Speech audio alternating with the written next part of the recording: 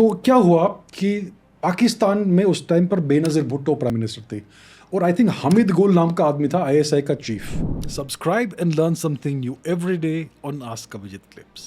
तो इन्होंने यूएस के ब्लेसिंग्स के साथ फिर से एक नया ग्रुप बनाया जो मुजाहिदीन थे, जो सोवियत विड्रॉल के बाद मुजाहिदीन जॉबलेस हो गए थे। बहुत सारे मुजाहिदीन को उन्होंने कश्मीर में भेज दिया, पाकिस्तान ने उनको रीडायरेक्ट किया कश्मीर में। और 1989 में कश्मीर इंसर्जेंसी एक्सप्लोड होती है according to history which we know. तो ये हुआ कि पाकिस्तान ने सारे मुजाहिदीन कश्मीर में भेज दिए, बहुत सारे। एक मिनट सर, मैं थोड़ा सा कॉन्टेक्स्ट देना चाहूँगा यहाँ। बेसिकली हर लिसनर को ये जानना चाहिए जियोपॉलिटिक्स के एंगल से कि जो बड़े वर्ल्ड के पावर्स होते हैं, आज के ज़माने में चाइना और यूएसए, उस ज़माने में रूस और यूएसए थे। तो अगर रूस और यूएसए को आपस में कोल्ड वॉर करनी थी, हॉट वॉर नहीं करनी थी। हॉट वॉर करने के लिए वो एक दूसरे के साथ फाइट करते थे दो अलग कंट्री के थ्रू, प्रॉक्सीज। हाँ, प्रॉक्सी वॉर्स। मतलब मान लो अफगानिस्तान के अंदर एक यूएसए एक्चुअली फाइट कर रहा है रशिया के साथ, बट यूएस आर्मी को नहीं यूज़ करके वो एक वहाँ की आर्मी बना देंगे, जिसे हम अब मुजाहिदीन कह रहे हैं। उसी तरह कहा जाता है कि यूएस ने पास्ट में पाकिस्तान को बहुत ज़्यादा हेल्प किया। आजकल वो हेल्प थोड़ा सा हट गया क्योंकि चाइना आजकल पाकिस्तान को हेल्प कर रहा है। ये कहा जाता है चाइना पाकिस्तान के थ्रू प्रॉक्सी अटैक्स करना चाहता है, शायद इंडिया पर, शायद कश्मीर पर, क्योंकि आज चाइना एक वर्ल्ड पावर बन चुका है। तो आपको इस पूरे अफगानिस्तान सिचुएशन को एक वर्ल्ड स्टेज से भी देखना चाहिए। आज भी जो अफगानिस्तान में हो रहा है वो एक्चुअली कोई ना कोई सुपर पावर्स इन्वॉल्व है उसमें। यूएसए कोई की डिसीजंस ले रहा है, चाइना कोई की डिसीजंस ले रहा है, पर ये मीडिया आपको कभी नहीं दिखाएगा क्योंकि मीडिया भी उन सुपर पावर्स के थ्रू कंट्रोल होता है। तो बस ये मैं थोड़ा सा कॉन्टेक्स्ट देना चाहूँगा। और अभी जो आप कह रहे हो कि मुजाहिदीन ने फिर कश्मीर पर अटैक्स स्टार्ट किए, एक्चुअली जो छोटे पावर्स है जैसे पाकिस्तान, उस ज़माने में इंडिया, उनके आपस में भी फाइट्स हो रहे थे। तो पाकिस्तान तब यूएसए का एलाय था, उन दोनों ने साथ में मिलकर मुजाहिदीन बनाया। शायद यूएस ने पाकिस्तान को कहा आप मुजाहिदीन बना दो, आपके जो इंटरेस्ट है, जो इंडिया पर, मान लो आपको इंडिया से कश्मीर लेना है, इसमें भी आपकी असिस्टेंस हो जाएगी, पर पहले हमारा काम कर दीजिए कि अफगानिस्तान में हमारी हेल्प कर दीजिए, उसके बाद आप इंडिया को देख लो। तो ये एंगल से पूरे सिनारियो को समझना बहुत ज़्यादा इंपॉर्टेंट है आज के ज़माने में। बिल्कुल बिल्कुल। तो इन्होंने फिर कश्मीर में वो मुजाहिदीन भेज दिए और बहुत सारा टेररिज्म हो गया जो काफ़ी देर तक चला।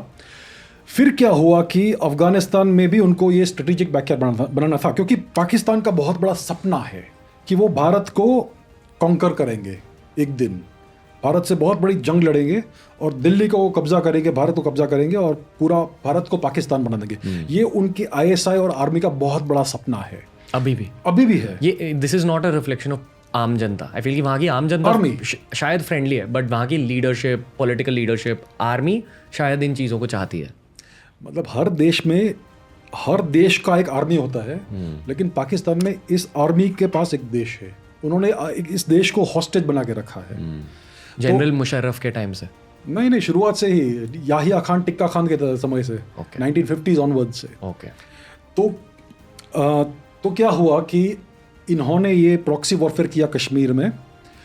फिर उनका ये बहुत बड़ा सपना था भारत को कब्जा करने का। तो उन्होंने डिसाइड किया कि अफ़गानिस्तान की जो जनता है, जो ऑलरेडी फाइटिंग करती है, मुजाहिदीन है, उनको हम कैनन फॉडर की तरह यूज़ करेंगे। क्या होता है कैनन फॉडर? मतलब जो तोप के सामने जिसको खड़ा करे मरने के लिए, जो चेस में जो पॉन होता है ना, जो जिसका कुछ वैल्यू नहीं होता है, कि जाके हमारे लिए युद्ध करो, पर अगर आप मरोगे तो नो प्रॉब्लम, तो कुछ फर्क नहीं पड़ता हमें, लेकिन आप जाके मरो। तो इन्होंने इस तरह से पूरा स्ट्रेटेजी बनाया कि अफगानिस्तान को अपना स्ट्रेटेजिक बैकयार्ड बनाएंगे, अफगानिस्तान से वो स्ट्रेटेजिक डेप्थ लेंगे और अफगान ये सब जो मुजाहिदीन है उनका इस्तेमाल करेंगे एक दिन इंडिया के साथ जंग लड़ने में। तो उसके लिए उनको पूरा अफगानिस्तान री इंजीनियर करना पड़ेगा। तो उसके लिए उन्होंने एक नया टेररिस्ट आउटफिट बनाया, जो वहाँ के मदरसों में से स्टूडेंट्स, जो पश्तून स्टूडेंट्स थे, अफ़गान स्टूडेंट्स थे, उनको निकाला, उनको ट्रेन किया।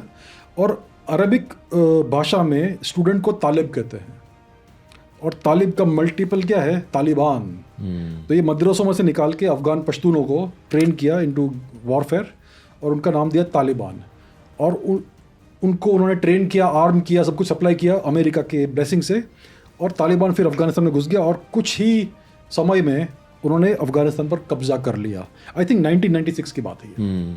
अब क्या होता है, 98 में वाजपेयी प्राइम मिनिस्टर बनते हैं भारत के और इमीडिएटली 5 न्यूक्लियर टेस्ट करते हैं। तो भारत ने डिक्लेयर किया we are a nuclear weapons power. और उस जमाने में आज के भी ज़माने में जिस देश के पास ज़्यादा न्यूक्लियर पावर है वो जियोपॉलिटिकली एक पावरफुल देश माना जाता है कि हाँ इस देश में दम है। तो उस ज़माने में यूएसए के पास पूरा का पूरा दम था, न्यूक्लियर पावर था, और यूएसए को लगा कि ये छोटा देश क्या है, आप क्यों कर रहे हो, क्यों करना है न्यूक्लियर टेस्ट। तो उस टाइम पे ऑलरेडी सोवियत यूनियन डिस्ट्रॉय हो गया था, डिसॉल्व हो गया था। तो यूएस एक अकेला सुपर पावर था और उनको बहुत क्रोध हुआ कि भारत ने 5 न्यूक्लियर टेस्ट किए।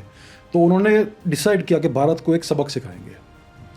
तो उन्होंने पाकिस्तान को ब्लेसिंग दिया कि आप ये तालिबान बनाओ और तालिबान को पूरा अफगानिस्तान में कब्जा करो और उनको फिर वापस रिपर्पज करेंगे कश्मीर में। तो उस टाइम पर कश्मीर में बहुत सारे टेररिस्ट अटैक्स होते रहते थे।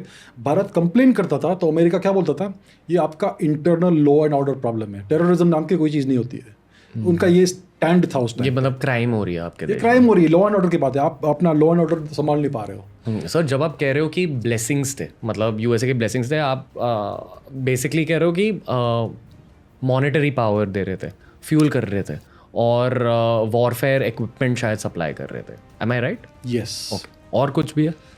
इंटेलिजेंस सपोर्ट, उनकी कुछ फॉरेन स्टेट डिपार्टमेंट के कुछ लोग थे, रॉबिन राफल थी फॉर एग्जांपल, वो एसेंशियली पाकिस्तानी स्पाई थी। तो बहुत सारे ऐसा सपोर्ट मिल रहा था पाकिस्तान को यूएस के थ्रू।